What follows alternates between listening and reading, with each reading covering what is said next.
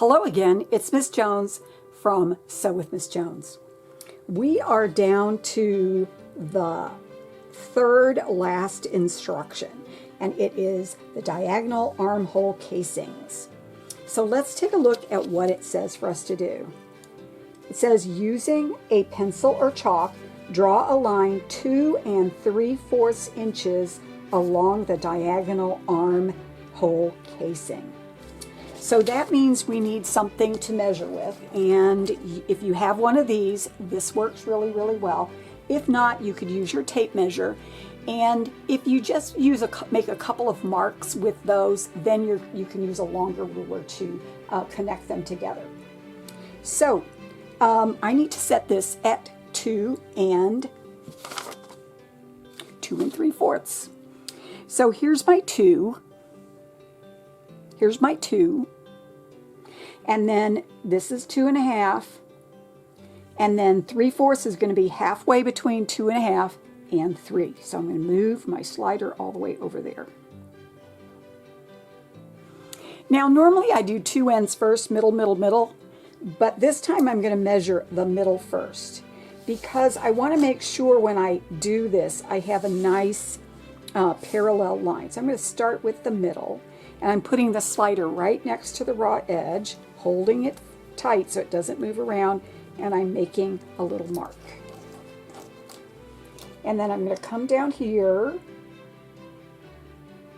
to that end, and I'm going to make a little mark. And then to the other side, and make a little mark. Now, I don't have to draw all the way across here, because when you fold it up, it's not going to be that long.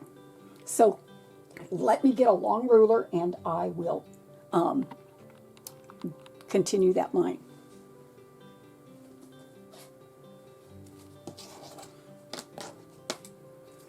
So I have my longer ruler. This is actually a quilting ruler. My regular ruler has a bump in it, and every time I try to use it, I get a little bump in the line. So I'm going to use this one. It works fine, and I've just got to line up where those marks are.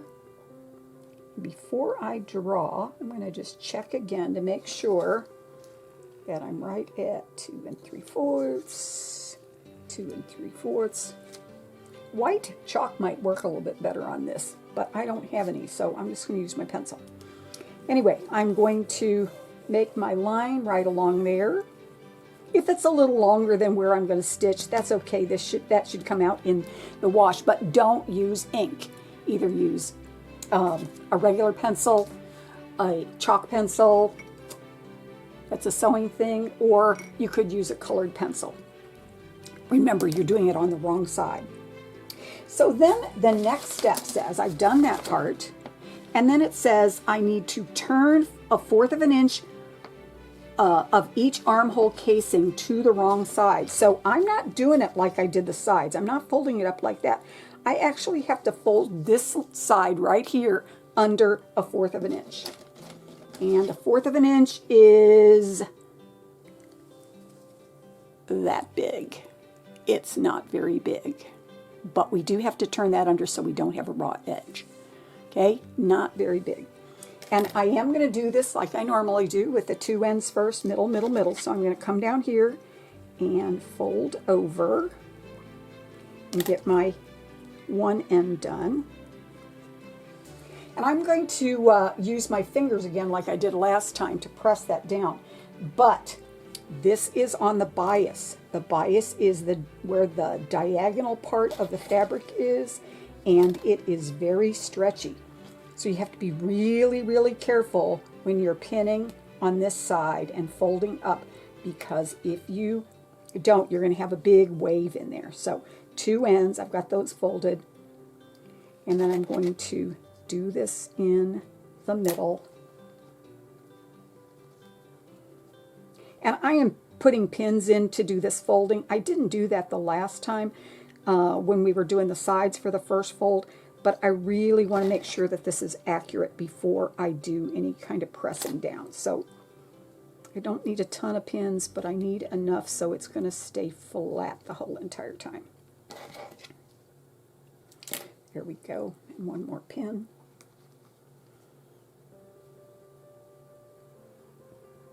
Okay, so I'm checking again. I want to make sure that that's right at 1/4 of an inch all the way down. And remember, you do not want to rub back and forth on this because this is a bias and it will stretch. And I am going to push really, really hard with my fingers up and down this, okay? Just be careful you don't poke yourself, but you should be okay because the pin should all be, the head or the point should be down. Okay, the next step, we've got that done. That's this part right here. And then the next thing it says, the casing should be approximately 1 1/4 inches wide. So what we're going to do is we're going to carefully take these out so we don't lose our little fold.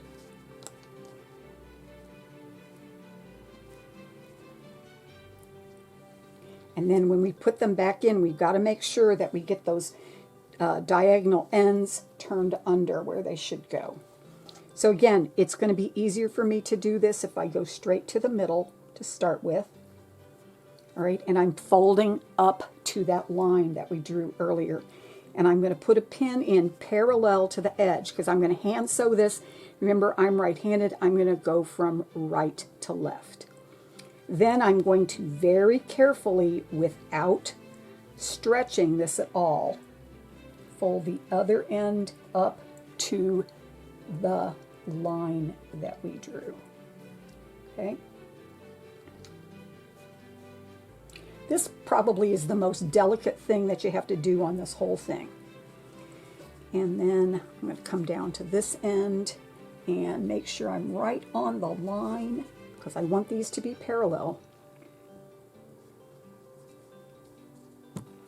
And then the directions said that this fold over part should be about 1 1/4 inches wide. So I'm going to go ahead and put my slider back on. 1 1/4 is halfway between 1 and 1 1/2. Okay, and I'm going to measure, and I'm pretty dang close.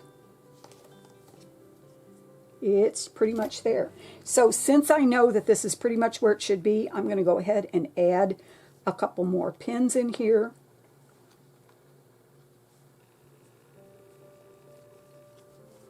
And then this is all ready to go. I am going to use that same slip stitch, but I am not slip stitching these two ends because that has to be left open for your strap to go through. So to remind myself, I'm going to put a perpendicular pin at the beginning and at the end, just to remind me that I'm not sewing over here, okay? It's just along this shorter side, but not the diagonals, okay? I will be back when I have that stitched and you can see how it looks.